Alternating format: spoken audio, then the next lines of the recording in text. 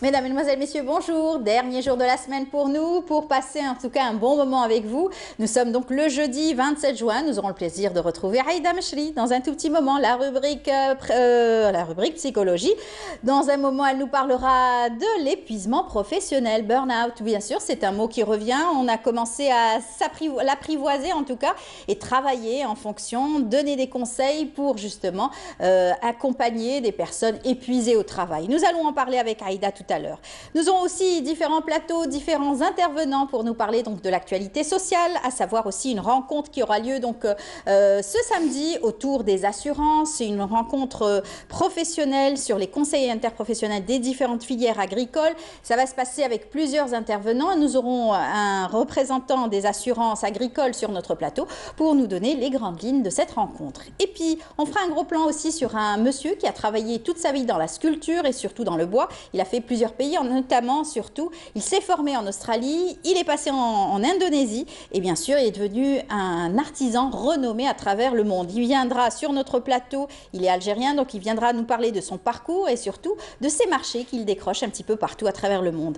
Nous aurons également à faire un gros plan sur une belle exposition photo intitulée Cœur malgache, une belle exposition qui sera donc présentée ce matin dans Bonjour d'Algérie à travers le reportage de Sabrina Khlifi. Et bien sûr, nous aurons une photographe pour nous parler de cette belle exposition. Nous terminerons l'émission avec aussi une belle soirée qui vous attend ce soir à partir donc de 19h. Ce sera donc de 20h, pardon, 20h au niveau de l'Opéra d'Alger. Une belle soirée en hommage à Mariam Fekkai. Bien sûr, Najib Kateb sera là pour nous parler, bien entendu, donc de cette belle rencontre et surtout un bel hommage musical. Lui qui est donc le secrétaire général de la Fondation Abdelkrim Dali. Voilà, c'est tout le programme qu'on a choisi pour vous. J'espère que vous allez passer un bon moment, comme d'habitude en tout cas. Et on va vous laisser en compagnie de Amel Haribi pour la météo. Suivez l'air du temps avec Mobilis. Elle est là, elle me taquine comme toujours. Elle m'a collé une chanson ce matin, je vais la garder toute la journée. Parce que vous le dire, en coulisses, Amel adore la musique. Tous les matins, elle vient avec sa petite musique, tous les matins. Et puis elle nous contamine en fait. Comme nous, on se lève de bon matin, on aime bien la musique aussi. Hein. Bah oui. Ça nous met de bonne humeur. On apprécie. Sauf que cette chanson va rester toute la journée. Oui, on va la fredonner toute la journée. Barbacane. Oui. Allez, on va vous laisser présenter la météo. Il va faire chaud, il paraît. Malheureusement. Il y a eu des feux, des feux de forêt, à ce qui paraît. Oui. C'est ce qui rend un petit peu l'atmosphère un petit peu assez lourde. Oui, surtout sur Alger, Bouzrea. Ah oui, chez nous aussi, hein, franchement. Hein, dès que j'ai ouvert la fenêtre, c'était horrible. Hein. Oui, il faut faire attention. Ouais. Donc on va vous laisser. Allez-y. Merci Amel. Bonjour à tous et bon réveil. Eh bien pour aujourd'hui, on aura de la brume et des nuages bas en ce début de matinée sur pratiquement l'ensemble des régions côtières, laissant place à un beau soleil sur l'ouest, le centre et l'est, avec toutefois un ciel partiellement voilé sur les régions de l'ouest, mais des formations nuageuses vers l'intérieur ouest. Et à noter un temps chaud sur l'intérieur centre et est du pays. La moitié sud partiellement voilée vers le Sahara central, l'extrême sud, le Gard, le Tassila, avec une faible tendance orageuse. Ailleurs, le soleil s'en donnera à cœur joie et le temps sera aussi chaud sur le Sahara central, les oasis et l'extrême sud. Donc, les températures, eh bien, elles seront plutôt élevées. 43 degrés le maximum du côté de Msila, Indefla, 41 Tizi Ouzou, Mascara, 30 Alger, 28 à Oran, 31 à Annaba. 36 à Guelma, Sétif, 35 à Batna, 38 degrés Djelfal, Biyad, au sud 42 degrés à Biskra, 43 Gardaya, Bécha, 39 à Tindouf, 38 Taman Rasset, Janet, 45 Bordjouji Mourtarin, Gizem, 44 à Ilizi et enfin le maximum cette fois-ci à Drarin Salah avec 47 degrés. On va faire un petit voyage du côté de l'Europe, le temps restera plutôt stable et bien dégagé, plus exactement à Copenhague, Berlin, Prague avec du soleil et Berne, Rome, Athènes, peu nuageux par contre vers la péninsule ibérique, Bordeaux, Marseille, également Budapest, Varsovie. Le mercure affichera 23 degrés à Copenhague, 24 à Londres, 18 le minimum à Dublin, 36 degrés à Paris, 34 Marseille, 35 à Berne, 27 à Prague, 33 à Budapest, 33 degrés à Athènes, 24 Lisbonne, 41 degrés le maximum à Madrid en passant par les 39 degrés à Bordeaux. Voilà, je vous retrouve tout à l'heure, juste après le journal télévisé de midi. Et d'ici là, très très bonne matinée.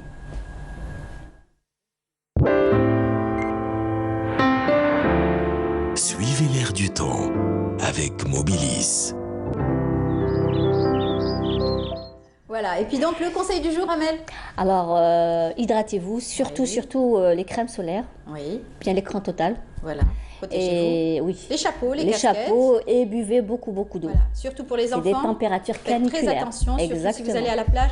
Faites très attention, protégez-les Ah au oui, oui, maximum. l'écran Donc, total surtout. Ouais. voilà, Ouais. les chapeaux aussi, les casquettes. Merci. C'est moi. Bonne journée. Également. Et puis on vous retrouvera Bah, la semaine prochaine, la semaine dimanche. prochaine. Dimanche. Très bien, avec grand plaisir. Bon week-end. Bon week-end, Abel. Voilà, merci beaucoup. Eh bien, on vous accompagne en musique Allons-y. avec Hayat Zero. Et puis on se retrouve juste après.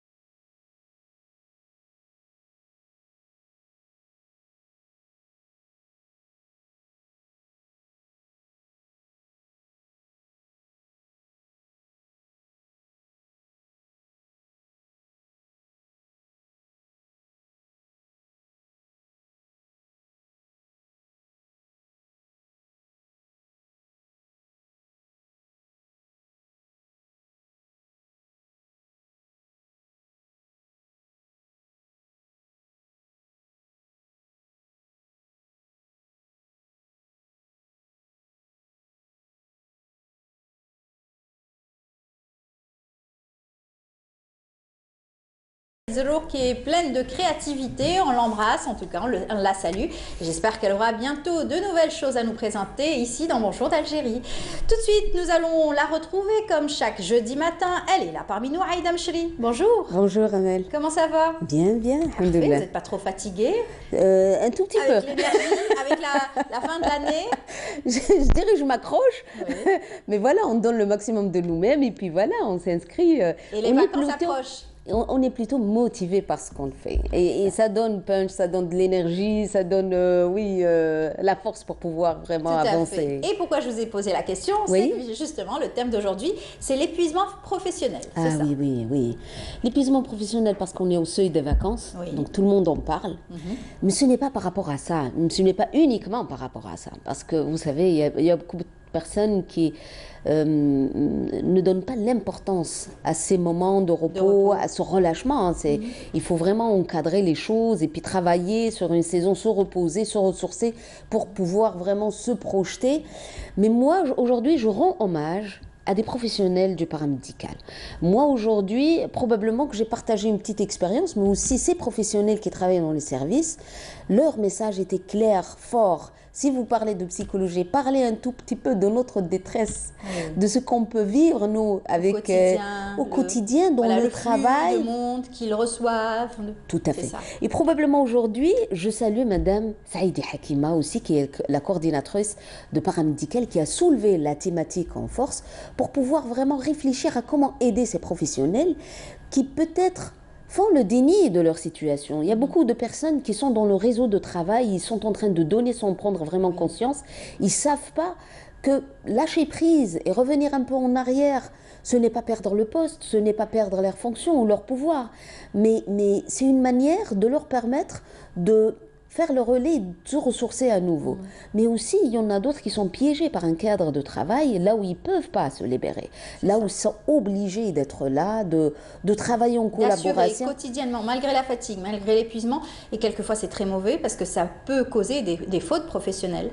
Fautes professionnelles, mais ça peut des erreurs détruire. médicales, comme ça ne pardonne pas. Ça en va de la vie du patient, par exemple.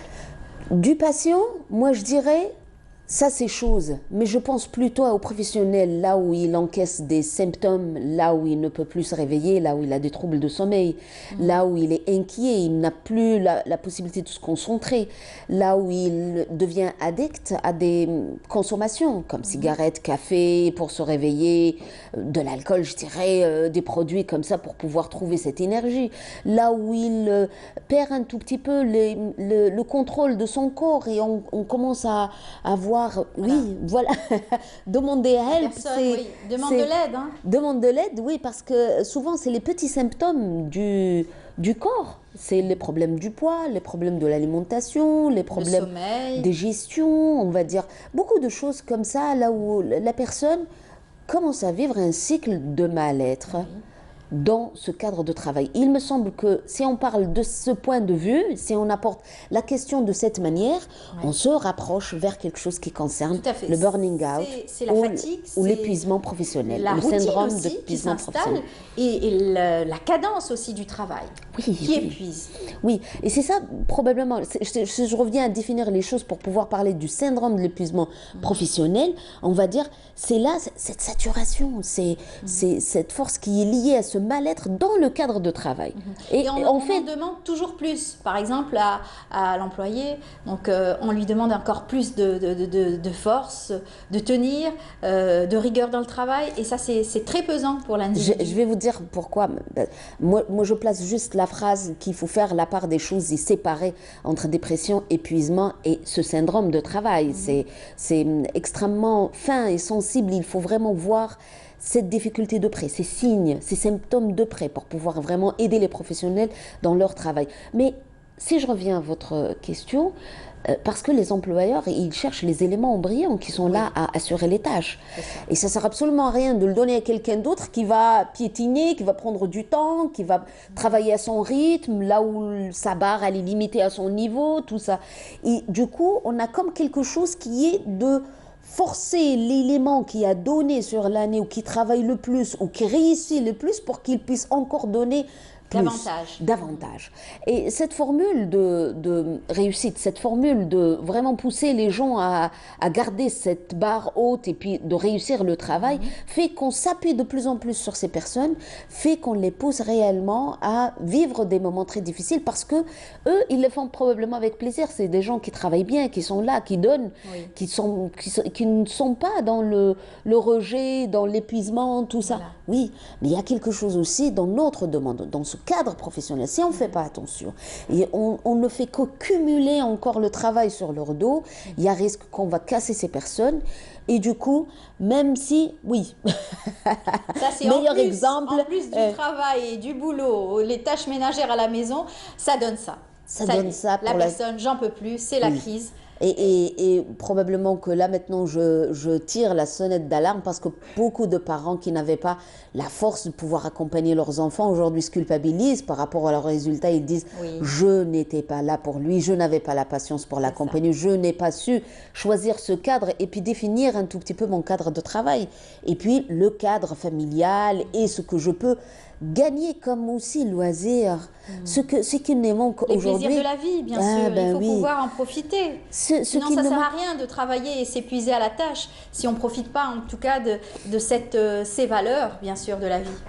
La vie est un marathon, on court tout le temps. L'idée, ce n'est pas de s'arrêter. L'idée, c'est de pouvoir dispatcher, travailler, choisir un tout petit peu les tâches par rapport à nos loisirs, notre cadre, notre bar, et puis réfléchir un tout petit peu. Il y en a ceux qui sont très, très exigeants. Réfléchir un tout petit peu à placer les tâches doucement. Comment je pourrais être là?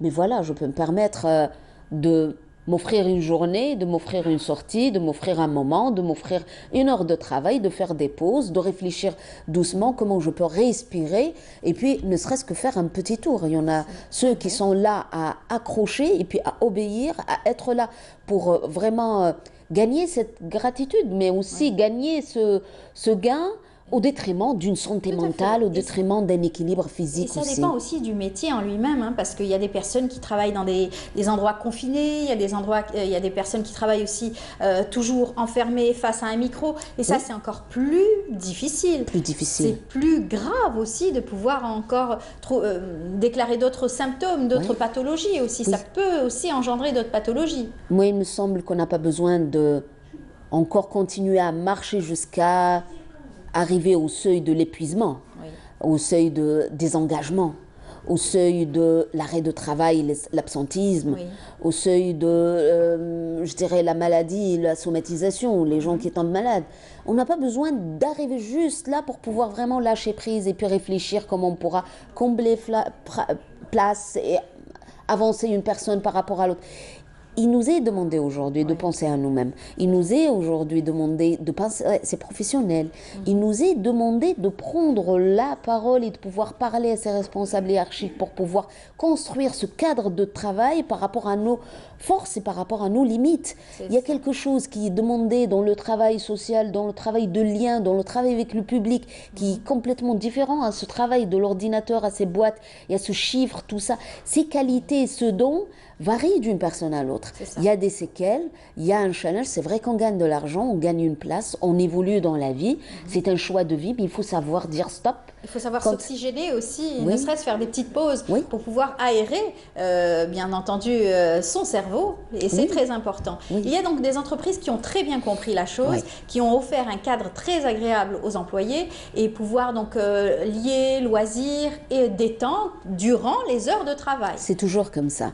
C'est important de pouvoir vraiment offrir quelque chose, mais ce n'est pas dans la parole uniquement, c'est dans le travail, mais c'est dans la pensée des individus, dans leur manière de vivre les choses, c'est dans leur manière d'associer ces activités. Ce n'est pas rien du tout de pouvoir s'offrir des séances du sport et puis de sortir, de manger ensemble et de prendre un café ensemble et de lâcher prise un tout petit peu. Ça ressource toujours et ça permet d'avancer un tout petit peu. Alors on a des photos très expressives qui montrent un petit peu le ras-le-bol et surtout la fatigue qui se voit carrément sur le corps, hein, sur l'individu. Les premiers signes, c'est vrai, c'est les crises, c'est la fatigue, l'asthénie aussi quelquefois, et aussi des fois c'est le corps qui, ça y est, qui ne répond plus, qui perd la mémoire, une perte de mémoire, donc perte aussi de ses réflexes quelquefois. J'ajouterais, les gens commencent à présenter des signes de malaise et de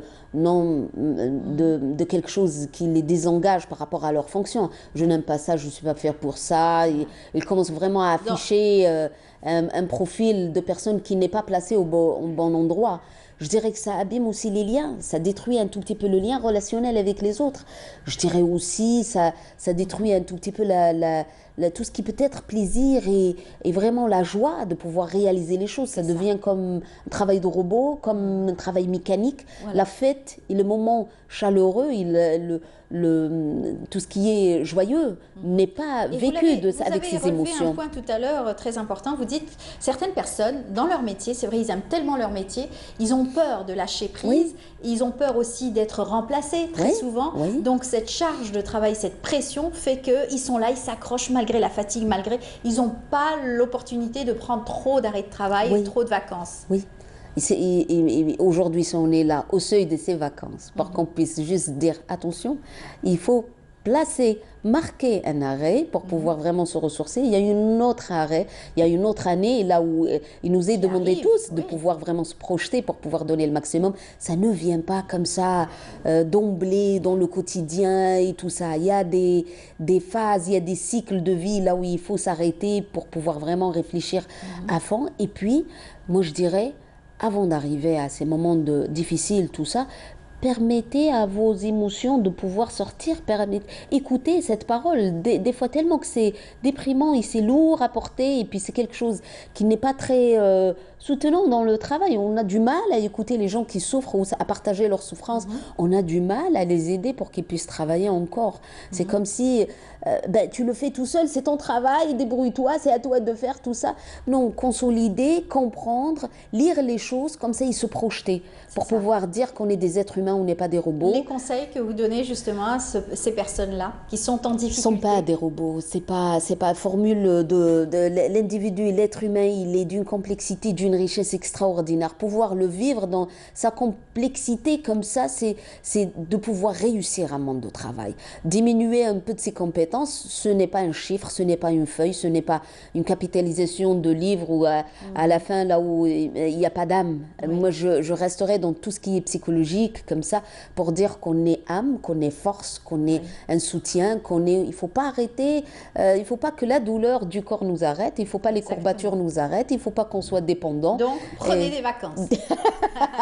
En 2 mots, choisissez le moment, faites ce que vous voulez, revenez à tout ce qui peut vous ressourcer, prenez des vacances, oui. Voilà. Réfléchissez au moins un cadre de break là où vous pouvez réfléchir. Si vous ne pouvez pas et le cadre est difficile, le cadre de travail, dites-le au moins. C'est ne pas faire le déni et puis dites-le comme ça, je ne suis pas bien et c'est important de pouvoir vraiment pousser les autres à consolider les efforts et travailler ensemble. Parfait. Merci beaucoup pour le thème d'aujourd'hui. En tout cas, on salue tous les personnes qui travaillent dans le paramédical, comme vous l'avez dit tout à l'heure, et tous ceux qui ont des métiers aussi rudes, très difficiles, durant l'été surtout, notamment parce que tout le monde ne peut pas s'arrêter malheureusement durant un été, mais en tout cas, ils peuvent aussi fractionner leur congé. Merci beaucoup. Merci à vous, Amine. Aïda, bonne journée et à très bientôt, jeudi prochain, Inch'Allah, si vous n'êtes pas en vacances. Voilà, on va vous offrir une belle chanson. Nous allons parler dans un moment de Mariam Foukay, mais avant, je vous invite à apprécier cette chanson.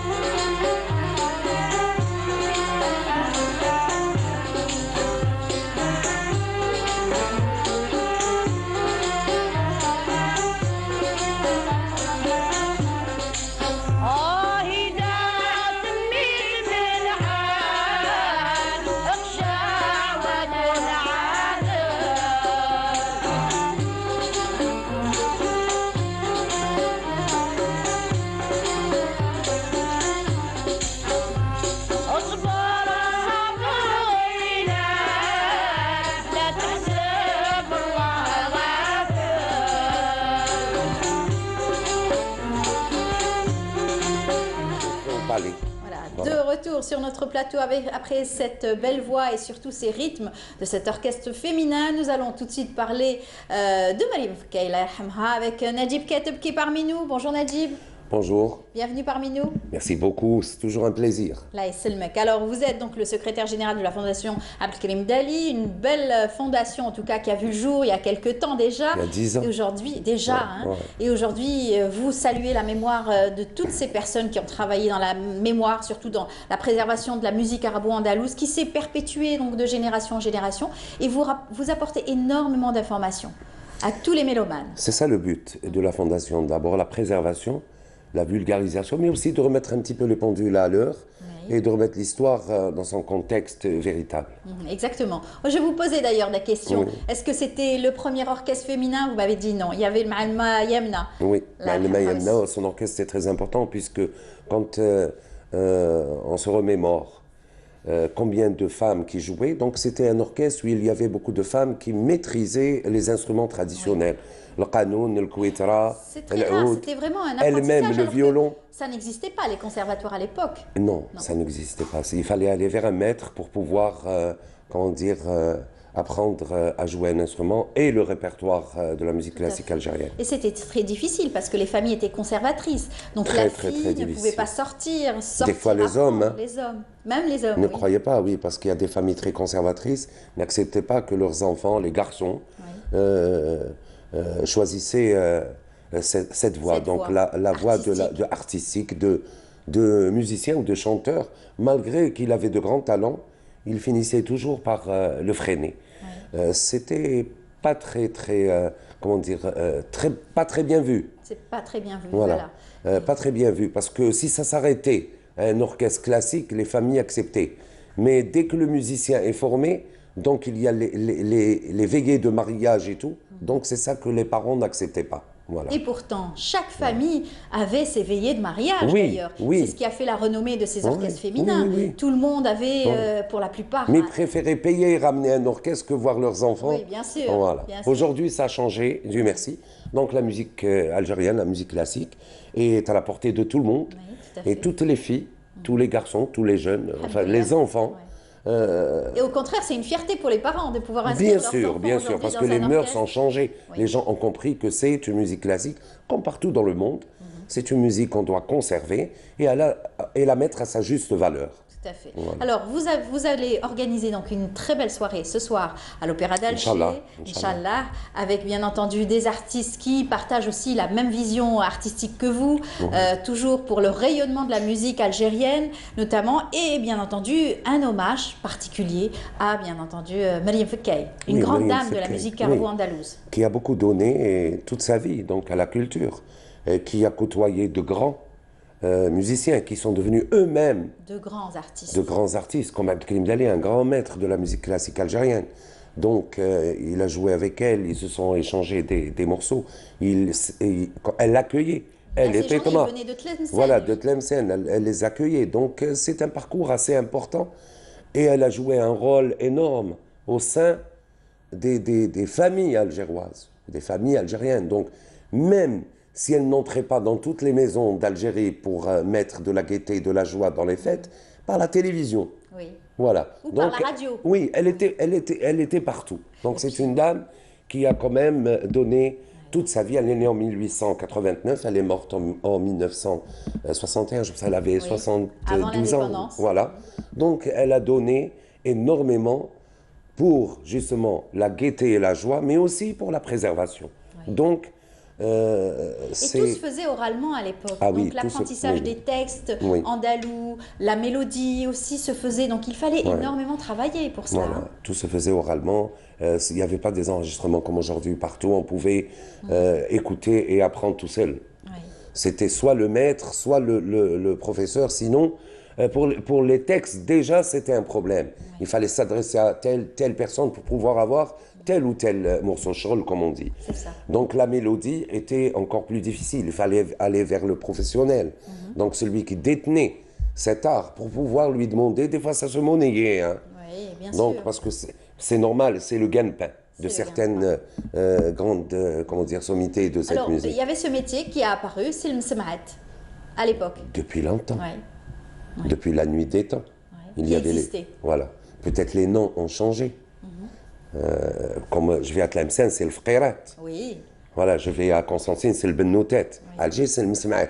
Les noms ont changé, mais ces orchestres ont toujours existé, justement, pour pouvoir rentrer au sein des maisons algériennes, où il fallait être entre femmes. Tout à fait. Alors on voit ici une belle photo où on voit Fadela Zeria, Allah yarhamha, Mariam Fekay. Oui, Fadela Zeria, c'est la suite de Mariam Fekay. Tout à fait, qui a repris en tout cas cette belle tradition de l'orchestre féminin. Mariam Fekay qui est la suite de Ma'al Mayamna. Donc c'est une chaîne. Aussi. Oui, Tetma, Cheikha Tetma de Tlemcen. Une grande figure. Voilà, qui jouait des instruments, comme vous le disiez. Oui, le piano, le violon. Une très belle formation académique quand même, avec les maîtres. Mais très difficile. Très difficile. Très difficile. Une vie très très difficile, vu comment dire, vu le contexte. Donc le contexte déjà n'était pas très très léger. Nous étions sous l'occupation. Bien sûr. Donc les conservateurs étaient plus terribles. Parce que nous étions sous l'occupation française et que ces dames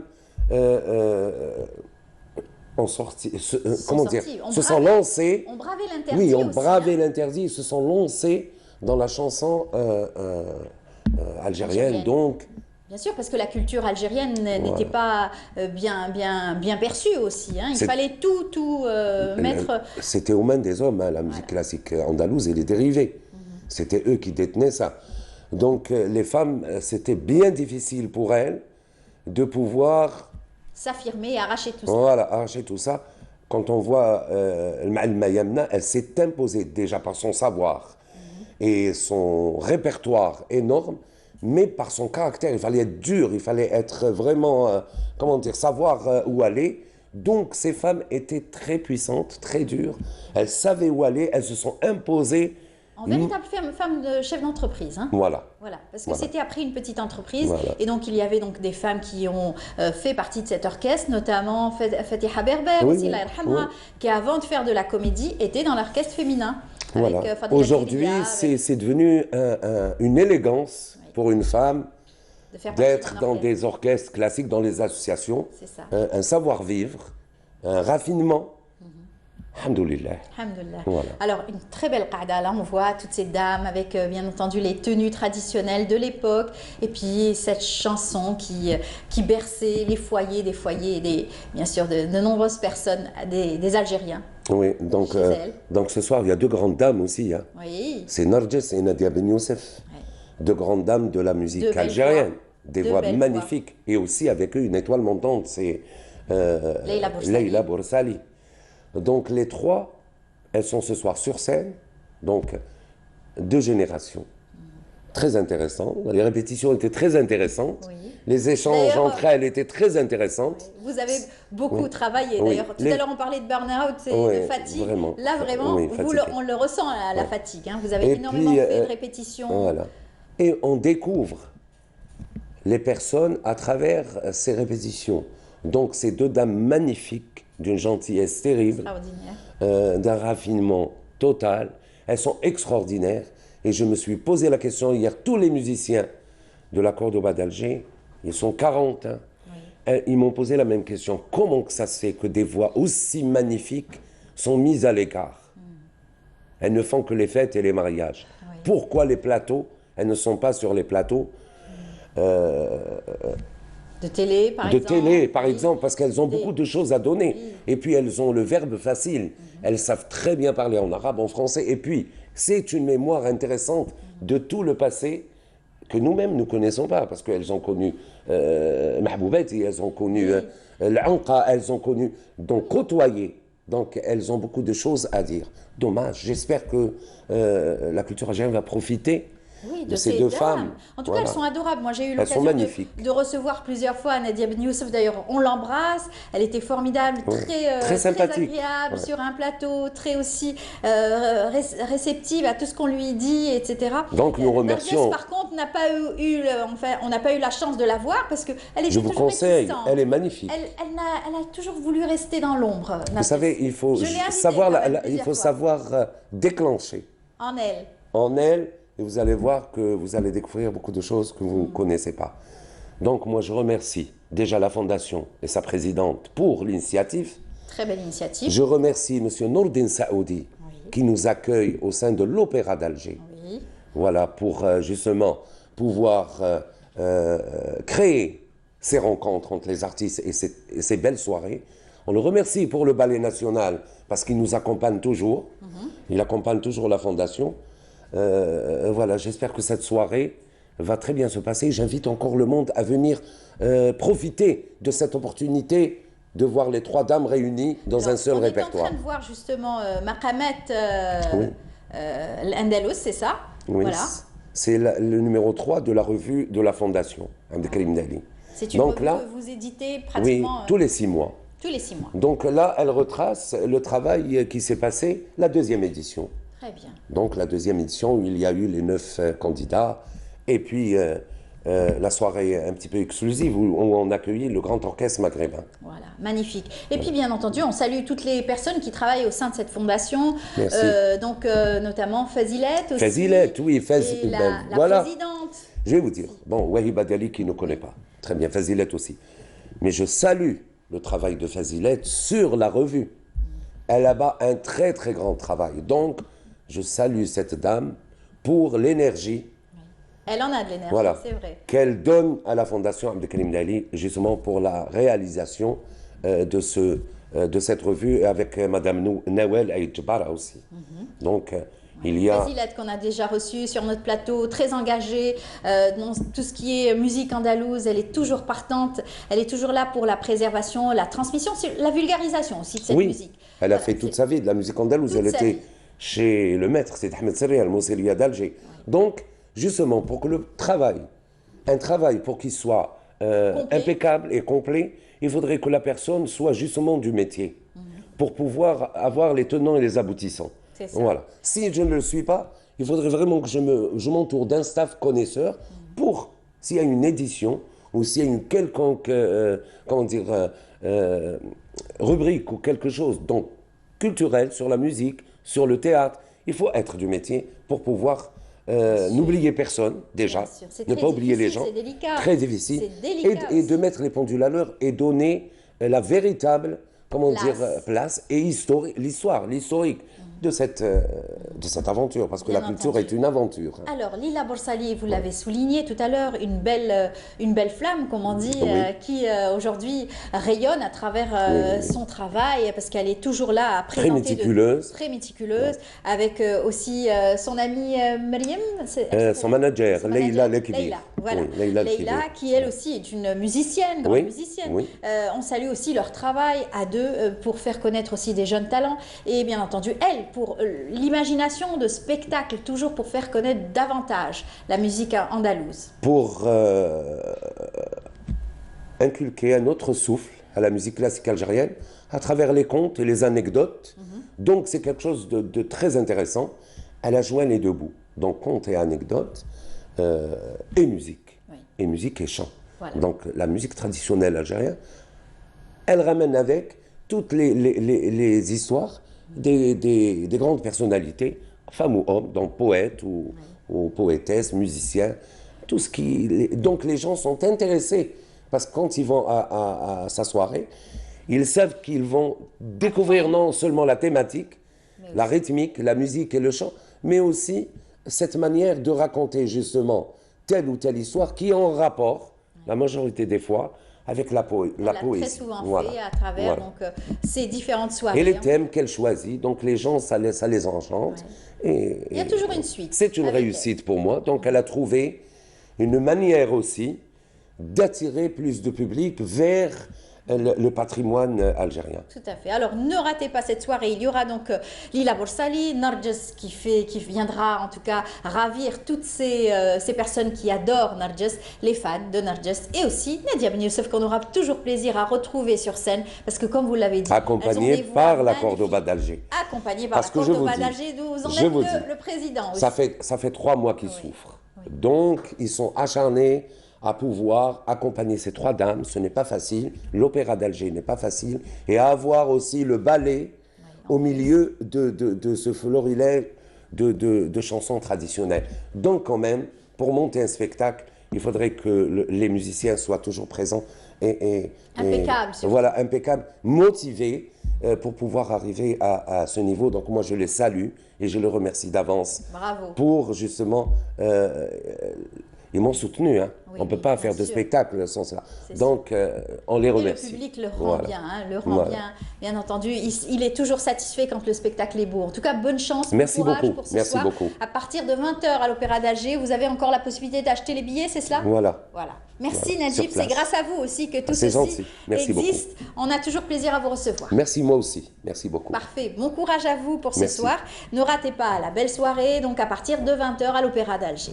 Eh bien, tout de suite, on vous invite à suivre un reportage signé Karim Haïfa qui s'est intéressé à l'agriculture, cette fois-ci, les récoltes de céréales du côté de Tébessa. Des champs de céréales à perte de vue que des agriculteurs s'affairent à moissonner. À Tébessa, la récolte de cette année est exceptionnelle.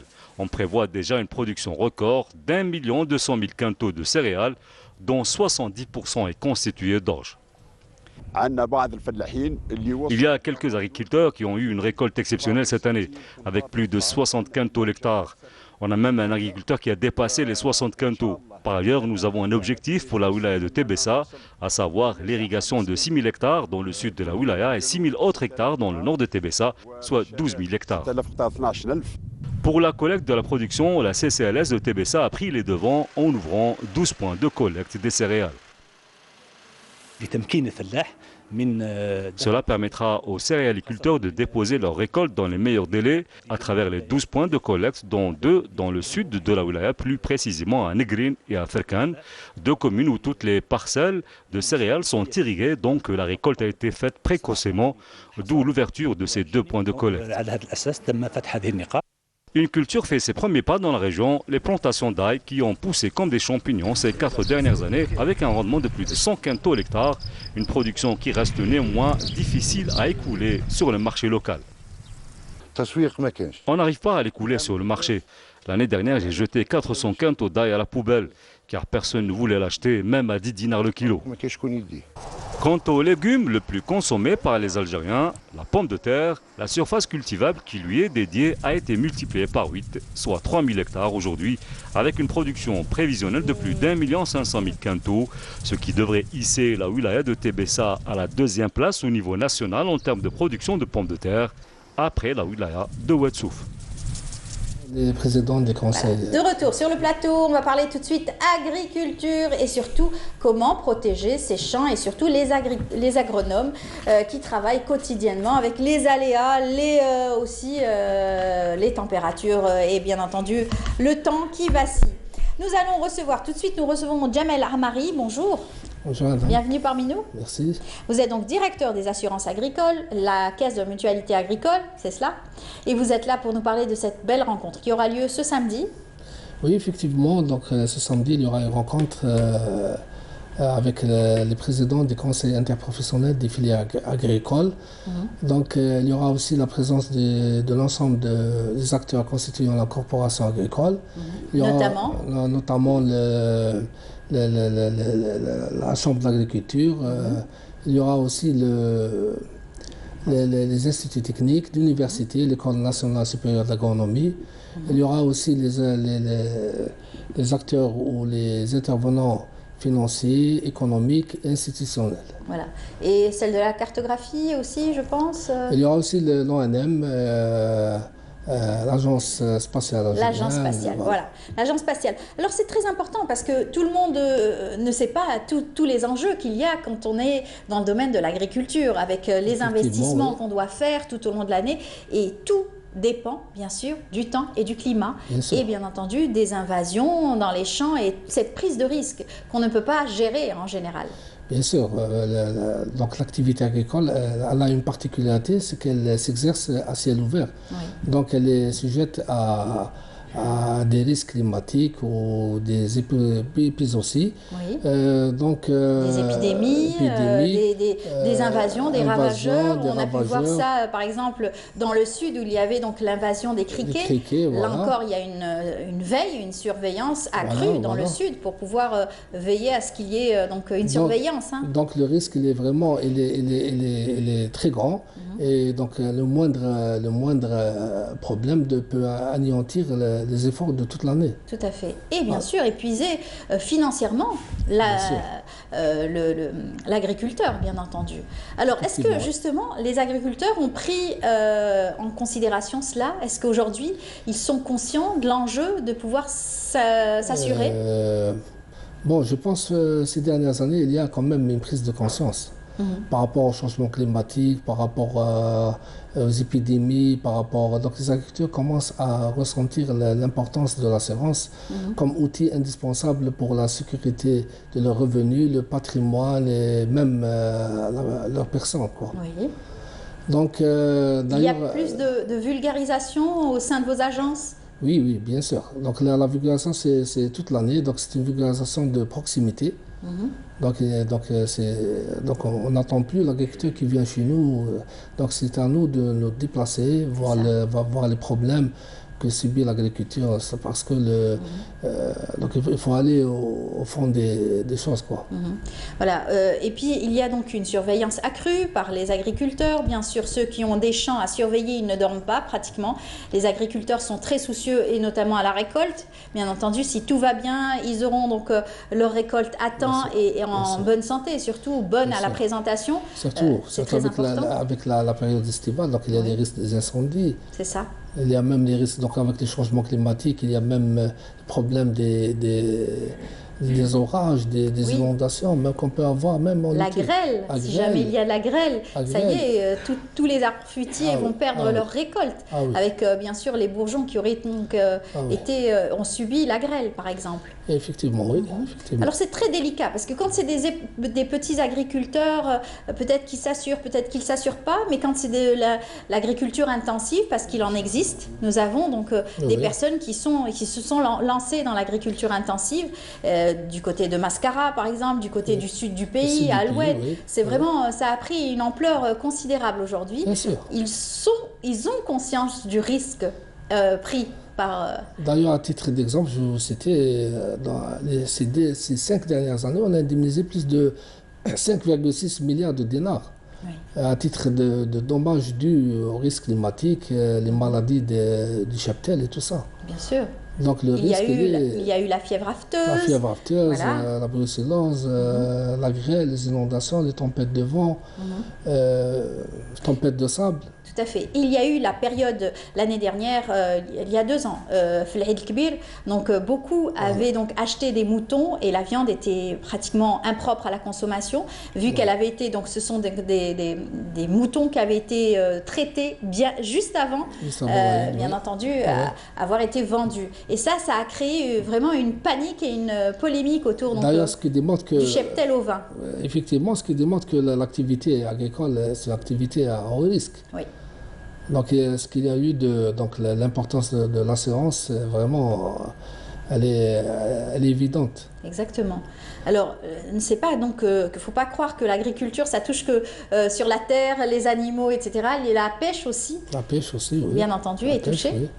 C'est-à-dire tout le secteur agricole. Les embarcations. Tout. D'ailleurs, même l'objet de cette rencontre, c'est de créer une espèce de changement de vision, comment développer ou créer des mécanismes ou des solutions aux problèmes qui existent sur le terrain, et aussi inciter les opérateurs du secteur à œuvrer pour développer la culture d'assurance. Parce que la culture d'assurance en Algérie, quand même, elle est loin par rapport aux autres pays.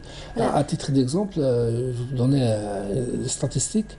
Elle varie entre 0,6 et 0,8% selon les années. Donc elle est très faible. La densité d'assurance, elle est de $33 par an par personne. Vous avez fait une tentative il y a 1 année ou 2 ans de cela, en offrant une nouvelle formule au niveau de la CNMA et de la mutuelle agricole pour les agriculteurs. pour inciter encore plus les agriculteurs à s'engager chez vous? Donc la CMA, donc, elle fait des études du marché. Donc à chaque fois, elle voit ce que l'agriculteur a besoin. Donc à chaque fois, elle élabore des produits qui conviennent aux agriculteurs selon les besoins, selon la spécificité de la région. Donc avec les changements climatiques, donc on est obligé de s'adapter avec les besoins de l'agriculteur. Oui, bien entendu, c'est très important. Alors, il y a eu des épisodes. Aujourd'hui, on parle de véritable santé publique.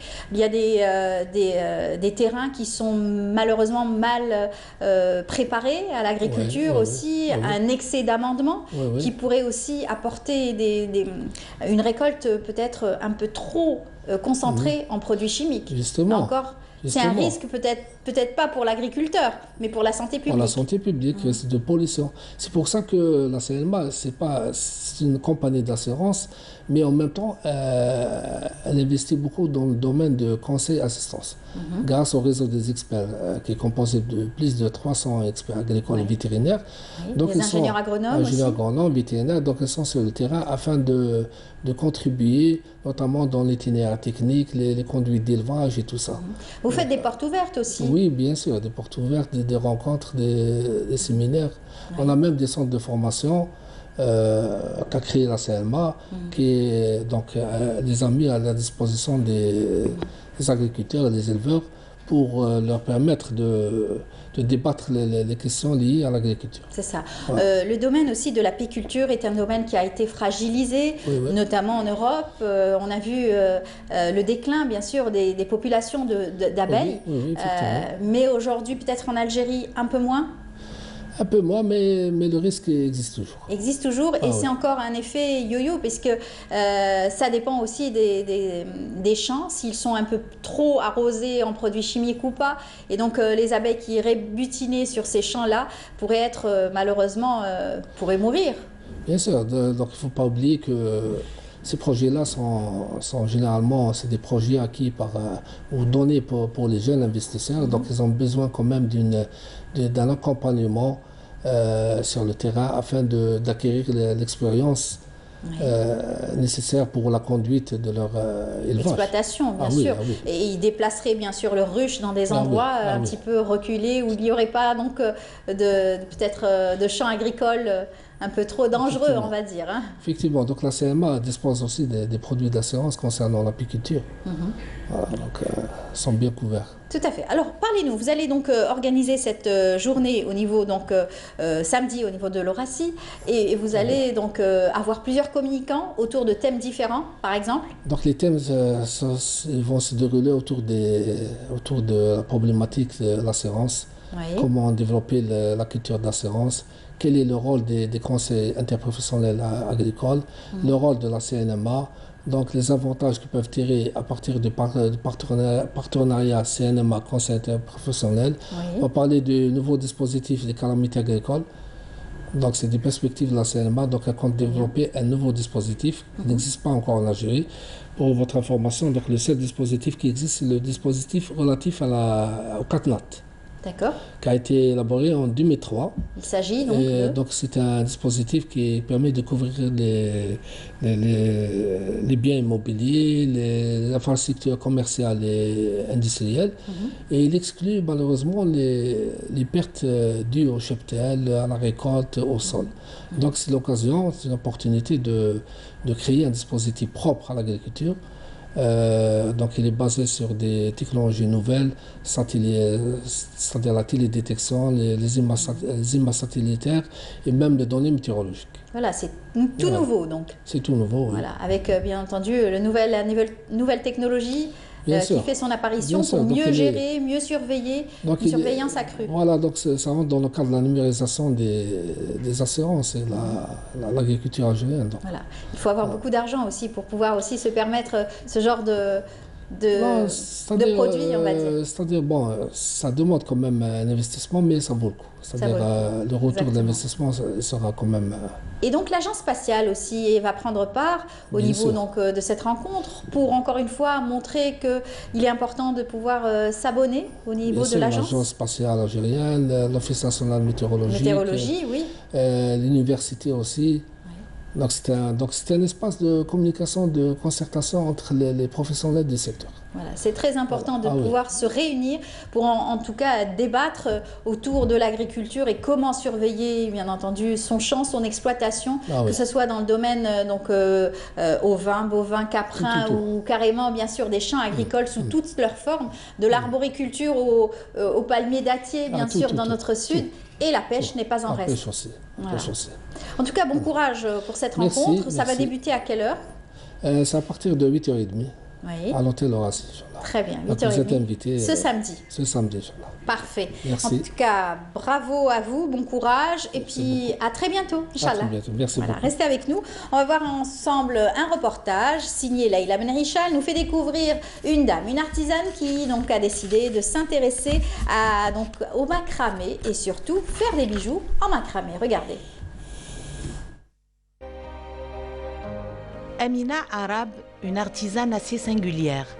Elle nous accueille chez elle pour nous faire partager sa passion pour le bijou macramé. Donc le bijou en macramé pour moi, c'est une passion, c'est quelque chose que j'adore faire. Et j'ai commencé à le faire, le macramé en lui-même, je l'ai appris il y a très longtemps, j'étais très jeune.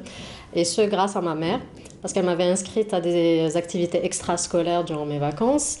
Et c'est là où j'ai découvert le macramé et ça m'a beaucoup passionnée. Et étant jeune, j'ai beaucoup réalisé des œuvres telles que des sacs, des suspensions de plantes. Et sinon, pour le bijou en lui-même, j'ai commencé cela il y a 3 ans, où j'ai décidé de m'inscrire à un atelier de création de bijoux. Et donc, à partir de là, vraiment, ça a été une autre passion. Cette jolie collection de bijoux est réalisée avec la technique du micro-macramé, qui consiste à tisser un fil de coton ciré avec des différents nœuds, puis assembler ce tissage avec des nœuds et des perles. Tout d'abord, il y a le fil, qui est vraiment le matériel de base dans mon travail. Il est en coton ciré. Donc c'est un fil au coton ciré et c'est à partir de ce fil que je donne forme à mon bijou.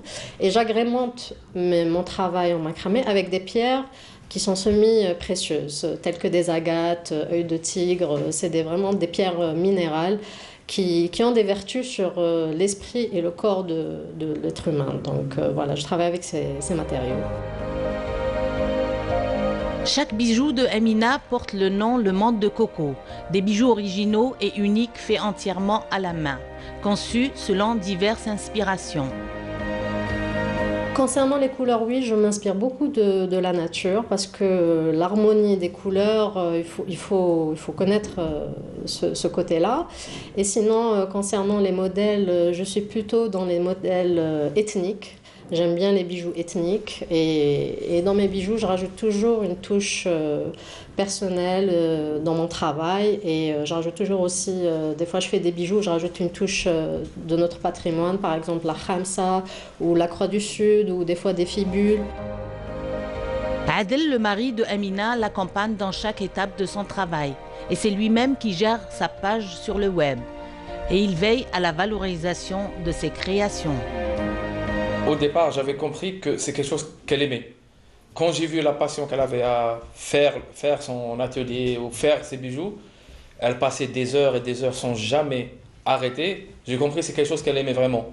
Et la seule façon d'exceller dans un travail ou d'exceller dans un domaine, c'est d'aimer. Et quand j'ai compris qu'elle aimait ça, je l'ai poussé, je lui ai dit de continuer à apprendre, regarder des vidéos.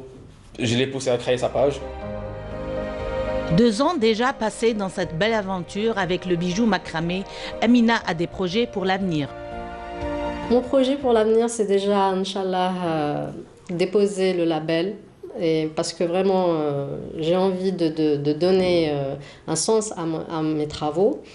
Et pourquoi pas ouvrir un petit espace pour accueillir plus les clientes.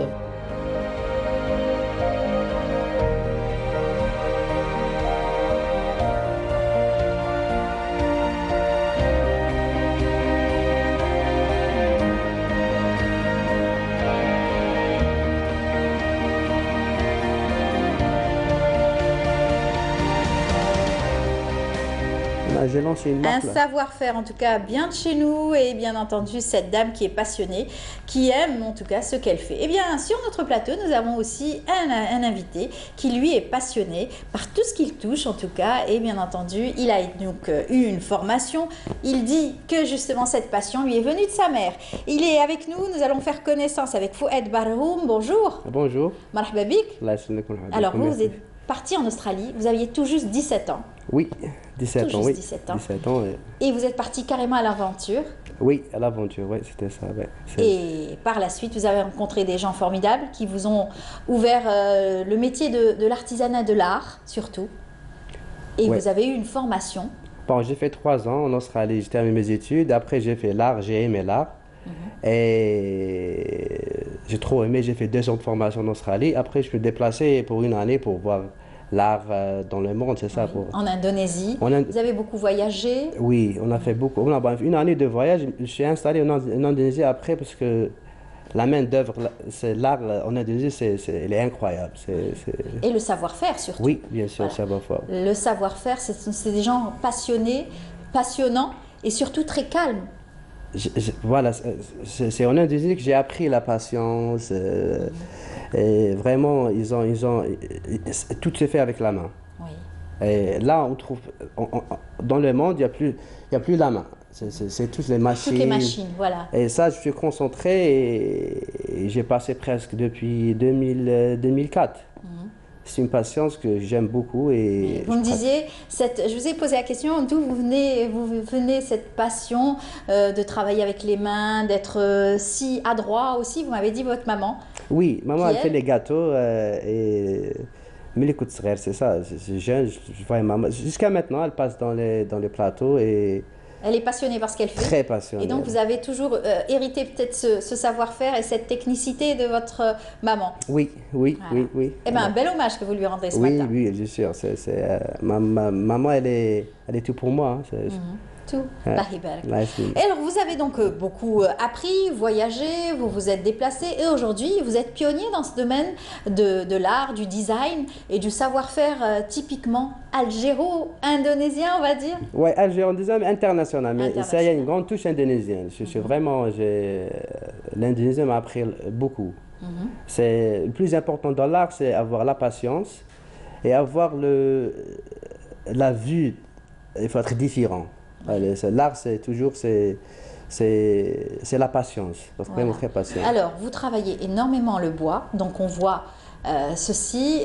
Vous connaissez aujourd'hui toutes les essences, les bois qui existent? Presque, oui. Presque. Oui, parce que le bois, il y a une énorme variété d'essences de bois. Et là, vous travaillez avec, bien sûr, d'énormes chantiers, sur d'énormes chantiers. Oui. Racontez-nous un petit peu cette aventure. Parlez-nous de ça, c'est quoi? Bon, ce projet, c'est en marche maintenant. C'est en Indonésie, bien sûr. C'est à Bali. C'est des chalets ultra modernes, mais c'est éco. Il y a que l'électricité. Écologique, 100% écologique. Oui. Même le bois, bon, là, c'est l'intérieur, ça fait moderne. Et je compte faire ça en Algérie, Inch'Allah. Je compte faire venir ce même projet écologique. Voilà, c'est dans les montagnes. Oui. À Bali. Oui. Et le bois, là, c'est le teak. Teak wood, ça date de presque 200 ans. Voilà, c'est notre design. C'est un bois que vous achetez, bien sûr. Oui, on achète en Indonésie. Ouais. Qui existe depuis longtemps, vous me disiez? Oui, il y a des bois qui... La particularité de ce bois? Ça, c'est le teak indonésien. C'est à partir de 100 ans. Comme ça, c'est une duration de 100 ans. Oui. Ça, c'est notre bois. Ça, c'est le bois de mangue. Oui. Et les roues, c'est des vraies roues. C'est des roues antiquités, c'est ça. C'est pas des roues qui sont... fabriquées. C'est des roues que vous avez rapportées, chinées un petit peu partout et que vous avez donc donné une autre forme, une autre vie. Voilà. Et ça, c'est notre création aussi. Bon, c'est un style américain, un peu mexicain, oui. Mais on a donné une touche moderne. Oui. À ce banc original, là encore une fois. Voilà. La finition, on finit ça par le feu. On brûle le bois et après, ça prend presque 2 semaines pour finir un banc. D'accord, c'est pas rien. Ouais, tout se fait à main aussi. Une patine particulière. Alors là, c'est toute cette modernité dans le meuble Oui, ça c'est un tranche d'arbre avec de la résine et on met dedans des coquillages. Des coquillages, on met dedans du verre aussi, on met dedans... Des pigments, des couleurs. Des couleurs. Alors c'est un design tout à fait moderne, hein. Ça c'est vraiment tendance qu'on peut dire. Ça s'arrache partout dans le monde parce qu'aujourd'hui les grands designers travaillent avec vous aussi pour essayer de décorer les grandes maisons aussi, richement décorées on va dire. Voilà. Et donc ce savoir-faire vous l'avez aussi appris et transmis. Oui. Alors, on donne des cours des fois, bon, on est invité dans plusieurs pays, surtout dans l'art royal, dans l'art qui est vraiment, qui est vraiment... l'art très poussé. Voilà, c'est le Vatican, on était invité au Vatican, on était invité à Londres, Versailles aussi, parce que là, la main d'œuvre, on n'a plus la main d'œuvre. Avant, c'était le savoir-faire. Le savoir-faire, c'était les Européens, c'est les Italiens. Ils n'ont plus la main-d'œuvre maintenant. Maintenant, la main-d'œuvre, c'est seulement en Indonésie. Ce qu'on appelle les métiers d'art. Voilà. Oui. Voilà. Très joli, avec bien entendu une table qui est un tronc qui a été découpé, poli, poncé, préparé avec une patine particulière. Et ce creux naturel est comblé par une résine. Une résine et... à partir du client, à partir du thème. Là, si on travaille sur la mer, on met des coquillages. Si on travaille sur des hôtels. C'est selon la commande. Voilà. C'est nous qui font le design. D'accord. Ouais. Et après, on donne l'idée au client et le client il dit oui, on passe à la... Voilà. Et aujourd'hui, vous êtes donc chef d'entreprise, vous avez à votre actif plusieurs projets et aussi plusieurs personnes qui travaillent avec vous. Oui, bon, dans notre holding, on a directement plus de 180 employés, indirectement presque 400 ou 500 employés. Alors, vous êtes établi en Australie, vous avez votre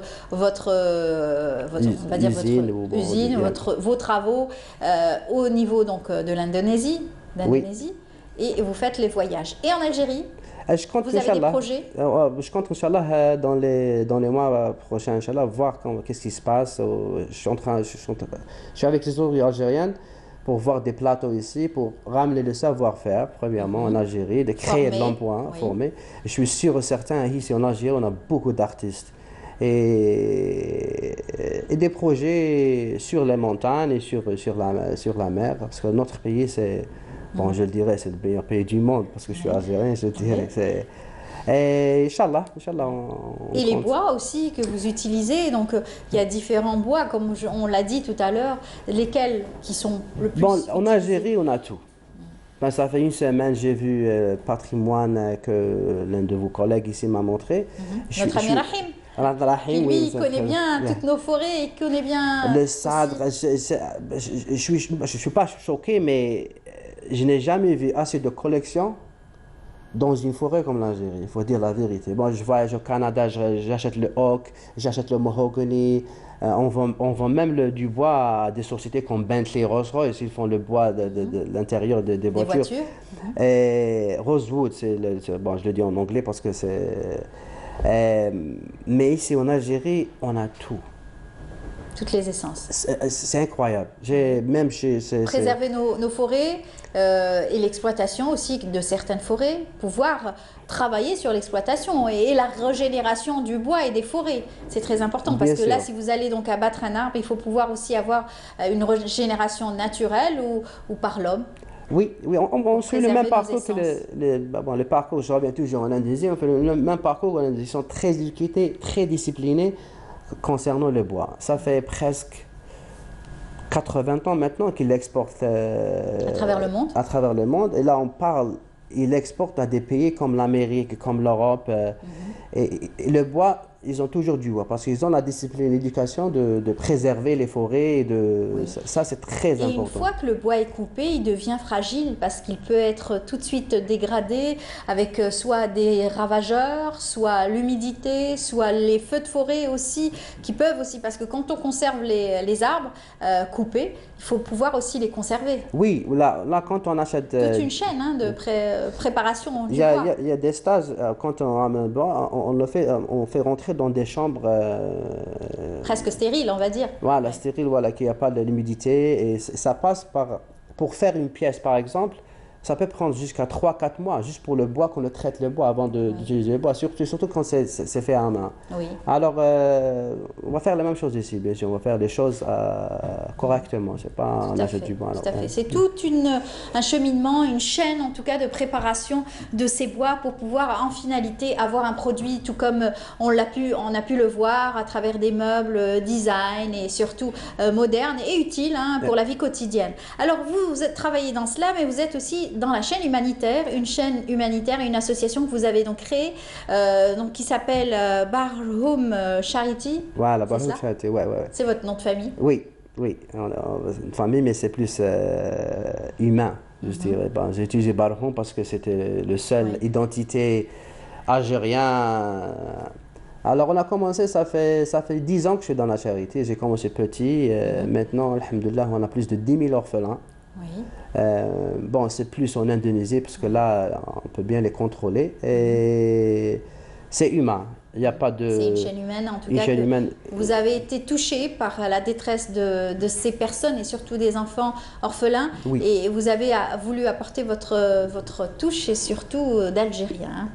Et la Birmanie qui est en souffrance aussi. Oui, la Birmanie, c'était notre plus grande mission qu'on a pris en 2014. On s'est déplacé en Burmie. On a ramené plus de 3000 Burmis en Indonésie aussi, au nord, à Aceh. Et on a installé des camps là-bas, ça fait maintenant 5 ans. Il y a eu beaucoup d'Algériens qui aussi se sont joints à vous pour essayer donc...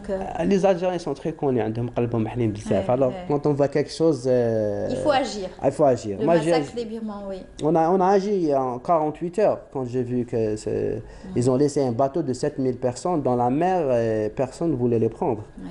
Et alors j'ai pas pu.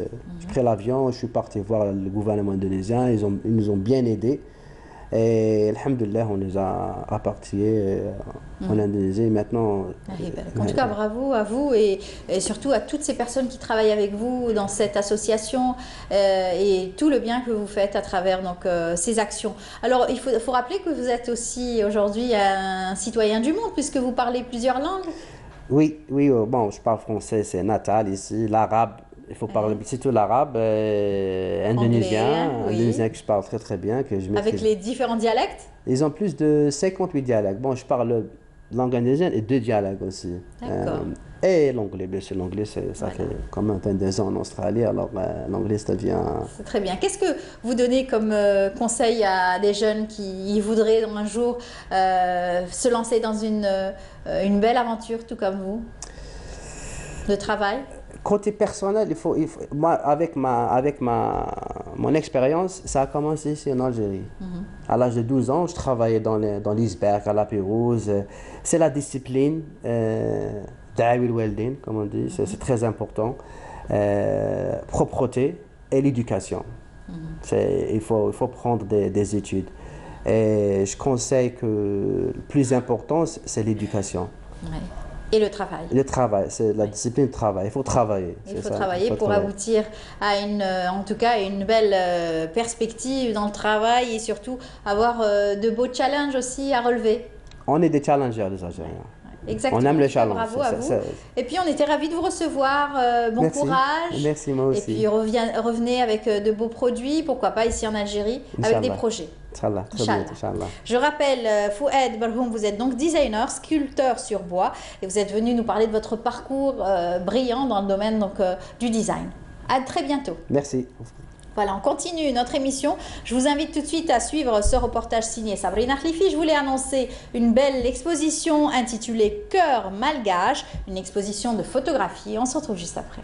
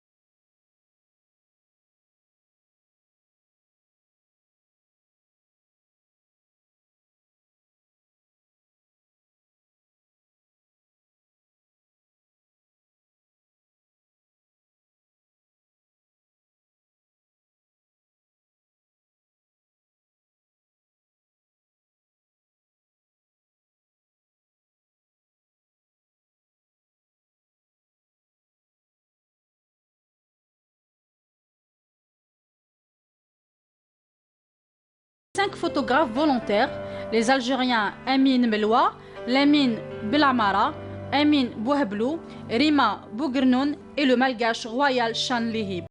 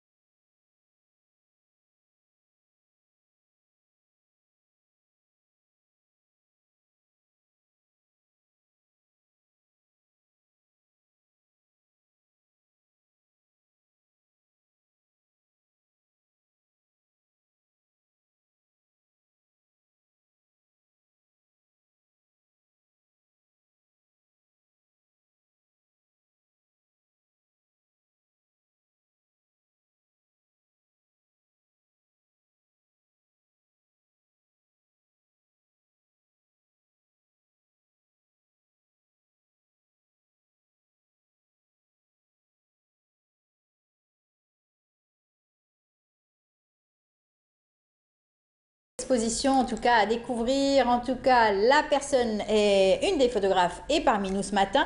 Il s'agit de Rim Boughnoun, c'est ça? Exactement, oui. Bienvenue parmi nous. Merci. Vous êtes photographe passionné, on le sent, on le voit.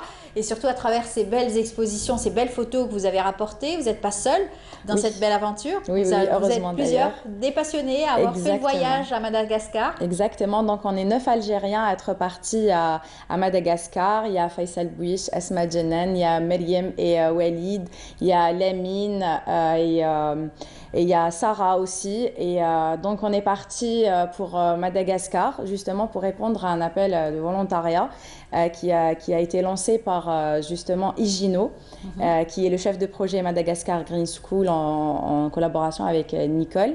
Ils nous ont appelés, ils ont eu besoin d'aide et donc on a répondu à cet appel. On est directement parti à Madagascar. Et donc Madagascar Green School, c'est la première école écologique en Afrique qui va être bâtie avec des matériaux écologiques, qui aura un programme basé sur les études concernant l'écologie et l'environnement, qui sera dans un milieu purement naturel. Et donc on a directement répondu à cet appel. Il fallait que ça soit une réponse positive. Déjà que Madagascar, c'est une région magnifique, absolument aussi rêvée, avec des plages magnifiques aussi. Ah oui, ça je confirme. Voilà, donc c'est un beau voyage, aventure humaine aussi, à travers cette belle initiative. Oui, tout à fait. Donc voilà, comme je vous disais, c'est vrai que le pays est vraiment magnifique. Il a des plages paradisiaques, il a de la nature. Mais ce qui nous a touché le plus, c'est justement ce contact humain. On s'est tellement rapproché avec les locaux on s'est senti, on a fait partie de ce pays, partie de ces gens-là qui nous ont accueillis. Et voilà, ils sont d'une grande générosité. Voilà. Vous nous avez apporté de belles images, entre autres. Exactement. Oui, celui-là, alors c'est dans un village écologique. Voilà, on a appris beaucoup de choses dans ce village, ça s'appelle Tsaratanana. Et donc ces gens-là, ils ont construit eux-mêmes ces bâtisses que vous voyez ici pour des gens qui sont dans le besoin. Ils font ça pour les familles qui n'ont pas les moyens de se permettre, donc ils ont construit tout ça par leurs propres mains. Et tout ce village, c'est un village... Non, celui-là, c'est le lémurien. Lémurien. Qui est, l'animal emblématique de Madagascar. Il y en a tellement... aussi longue, j'aurais deviné en fait. Alors ça, c'est dans le village de Full Point. Cette photo a été prise à Full Point, là où on résidait et là où on est parti faire les sondages pour demander aux gens les formations qui les intéressaient, et histoire d'avoir ces formations à Madagascar Green School, dans l'école écologique. Donc voilà, c'est entre autres des enfants qu'on a croisés tout au long de notre chemin en allant demander aux villageois. Et vous avez voulu immortaliser ce regard. Exactement. Ce regard qui est très profond. Quand on voit les enfants, c'est vrai que l'innocence y est. Exactement, oui. Franchement, c'est des petits enfants innocents et qui ont beaucoup d'espoir en quelque sorte et qui veulent un avenir meilleur pour eux dans leur pays. Inch'Allah. Alors, vous avez beaucoup travaillé travailler. Vous êtes resté combien de temps? On est resté 2 semaines. Quand même. Oui, exactement. C'était vraiment pas pour faire du tourisme. Non, je peux vous dire qu'on avait Higino nous avait mis un programme, exactement. C'était vraiment chargé. On sortait tous les jours. On a rencontré le maire de Full-Pointe. On a rencontré l'ambassadeur d'Algérie à Madagascar. Et on a rencontré, on est parti à la radio, une radio malgache. Locale. Donc voilà, exactement, locale. Et on a rencontré plein de villageois. On s'est déplacé dans plusieurs endroits. On a visité 2 villages écologiques là-bas. Et c'était vraiment une expérience très, très enrichissante. Et en espérant que voilà, ça nous permettra d'apprendre encore plus et de faire d'autant ici en Algérie, pourquoi pas. Pourquoi pas. Exactement. Et s'intéresser à ce côté écologique, oui. bien entendu. Tout à fait, parce que ils sont pauvres, ils n'ont pas les moyens, mais n'empêche qu'ils nous dépassent vraiment en termes d'écologie, en termes voilà, de connaissances concernant l'environnement. Il faut avoir les idées, il faut pouvoir aussi les développer. Exactement, oui, voilà, il faut les développer, il faut surtout dans ce secteur de l'environnement et de l'écologie. Alors, vous n'êtes pas de ce domaine-là, vous n'êtes pas photographe de profession, non, vous n'êtes pas écologiste aussi de formation, vous êtes donc chargé de qualité, chargé de qualité, exactement. Dans une société de transport. Exactement, tout à fait, oui. D'ailleurs, même... je pense qu'aucun des 9 voyageurs qui sont partis n'a fait de l'écologie ou un truc dans l'environnemental, pas du tout. Ce sont donc des passionnés d'abord. Exactement, des photographes. On est de différents domaines et voilà, chacun de nous a su contribuer à cette aventure, quoi. Vous êtes des écologistes nés, hein, on va dire. On essaye d'aider du mieux qu'on peut. Voilà, notre planète, c'est la nôtre. On n'a pas d'autre endroit où vivre, donc on a intérêt à y prendre bien soin. Voilà. Alors, bien entendu, cette aventure, c'est une aventure humaine, vous a beaucoup apporté. Exactement. Point de vue aussi, c'est la première fois que vous faites un voyage pareil? Oui, pour ma part, c'est la première fois, oui. On est alors les 9 personnes qui sont parties à Madagascar, donc on est des voyageurs. On crée du contenu concernant le voyage, on essaye d'inciter les gens à voyager, à voir du monde, que ce soit ici en Algérie ou ailleurs. Donc on a créé une petite communauté entre nous, on s'est connus à travers les réseaux sociaux, à travers Instagram notamment, on ne se connaissait pas avant. Et grâce à Instagram et grâce à YouTube, on s'est connus, on s'est dit voilà, pourquoi pas. Autant user de notre influence sur les réseaux sociaux pour appeler les gens à aller voilà, en Afrique, à visiter l'Afrique. Je sais comme c'est enrichissant de pouvoir faire des déplacements pareils, que ce soit comme vous le dites dans l'intérieur du pays ou carrément à l'extérieur, pouvoir apprendre des autres. Exactement. Et transmettre aussi quelque chose de chacun. Hein. Chacun de nous a une possibilité enfouie en soi. Hein. Bien sûr, oui. Alors on a choisi le voyage justement de par l'expérience qu'on peut apprendre à travers. Et voilà, l'expérience, ça nous ouvre le voyage plutôt, ça nous ouvre l'esprit, ça nous fait rencontrer de nouvelles personnes, de nouvelles perspectives, de nouvelles opportunités. Oui. Cette photo, par exemple? Alors, cette photo, c'est à Full-Pointe et c'est là où on résidait justement. C'était juste à côté de la maison qui était une maison vraiment magnifique, pied dans l'eau. Et vous pouvez voir le ciel magnifique qu'on avait chaque soir. On ne peut pas dire que c'était une pollution lumineuse. Non, c'est une pollution naturelle. Franchement, on m'appelait la Voie lactée tellement que j'étais fascinée par la Voie lactée. Mes amis n'arrêtaient pas de se moquer de moi par rapport à ça. Chaque soir, je sortais pour admirer la Voie lactée qu'on arrivait à avoir à vue d'œil. Et c'était vraiment magnifique. On a su profiter des paysages et de la beauté de ce pays. On a vraiment eu de la chance. En tout cas, une belle aventure que vous avez donc pu vivre à travers cette exposition photo. Rappelez-nous un petit peu l'intitulé et surtout la durée de cette exposition. Où c'est? D'accord, donc l'exposition justement c'est par rapport au projet auquel on a participé, Madagascar Green School. On s'est dit comment on pourrait les aider en rentrant au pays, on n'allait pas s'arrêter à juste un voyage, donc on s'est dit en prenant des photos là-bas, on s'est dit pourquoi pas les exposer et essayer de les vendre, histoire voilà, de ramasser de l'argent et pouvoir les aider à construire cette école. Donc cette idée est venue comme ça d'un commun accord, nous on était 5 photographes sur place, dont un malgache d'ailleurs, on n'était pas que des Algériens. Celui qu'on a rencontré là-bas, donc on s'est dit pourquoi pas exposer nos photos, celles qu'on a prises. Et voilà, ça se passe au centre commercial de Bab Zouar, à la galerie Zouar d'ailleurs, que je remercie particulièrement. Je remercie Amel de nous avoir aidés et voilà, nous avoir permis de faire cette exposition. Cette exposition, on l'a faite voilà, tout seul, on l'a fait voilà, par nos propres moyens. Pour pouvoir aider Madagascar Green School, on invite les gens. Elle trouve toujours des talents comme ça, cachés, qu'elle met en avant. Et bravo à elle, on la salue, Amel Benmioud, c'est cela. Exactement. Voilà, oui, on l'embrasse. Et puis, il y a beaucoup d'initiatives au sein de la galerie, très dynamique dans ce choix donc, de thématiques. Voilà. Exactement. Donc voilà, on invite les gens à venir et admirer les photos qu'on a exposées, voilà, les enfants qu'on a rencontrés, parce que chaque photo, en fait, c'est des personnes qu'on a rencontrées, c'est des personnes qu'on a côtoyées. Et donc voilà, elles ont plus une valeur sentimentale qu'une valeur... voilà. C'est clair. Et maintenant, vous allez vous arrêter là, vous allez continuer. Quel est votre prochain projet ? Donc bien sûr, on ne va pas s'arrêter là, on continue à aider Madagascar Green School, à supporter cette cause à laquelle on croit fort, parce que ça concerne les enfants, ça concerne l'environnement, ça concerne l'Afrique, ça concerne le monde. Et donc on va continuer, Inch'Allah, on va faire d'autres expositions ailleurs à Alger ou peut-être en Algérie. On essaye aussi d'organiser un dîner de charité pour inviter quelques personnalités influentes qui pourraient notamment nous aider à aider le projet.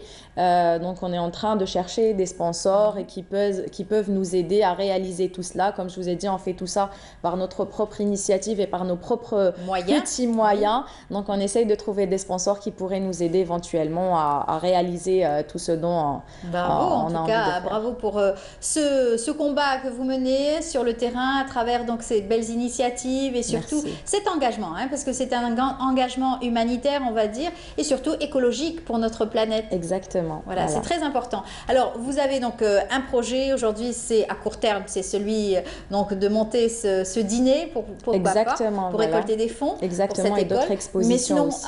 Encore une fois, à long terme, quel est le projet qui vous tient à cœur encore, que vous allez développer prochainement? Alors, à long terme, on va dire que c'est toujours Madagascar Green School. On tend à construire cette école justement et à aider en ramenant des volontaires qui peuvent aussi aider. Il n'y a pas que nous en fait, il y a aussi un groupe de sympathisants, de personnes vraiment extra. C'est des jeunes qui sont en train de nous aider, c'est des Algériens qui se sont intéressés à cette cause et qui sont en train de nous aider et qui veulent y aller aussi pour découvrir. On peut aider en termes de formation et tout. Chacun de nous peut donner des formations dans cette école et aider son prochain du mieux qu'il peut. Bravo à vous. Je rappelle, Rim Bouguenoun, vous êtes donc photographe, passionné par la photo, et puis bravo pour cette belle leçon que vous nous avez apportée aujourd'hui à travers votre engagement humanitaire et écologique. À très bientôt et bon courage. Merci beaucoup. Un dernier mot rapide. Un dernier mot, donc voilà, je dis que l'écologie c'est très important, l'environnement c'est très important, que ce soit ici ou ailleurs, il faut bien en prendre soin. Tout à fait. Et puis bravo pour le look. Merci. Le look africain, on va dire. Merci. C'est très beau. Et puis bonne chance et à très bientôt. Merci, c'est gentil. On est arrivé à la fin de l'émission. J'espère que vous avez apprécié cette émission. On vous dit bonne journée à vous, excellente matinée encore à travers les programmes de Canal Algérie. Puis on se donne rendez-vous demain à partir de 9h du matin avec Mahrez Rabia. Au revoir et merci à toute l'équipe.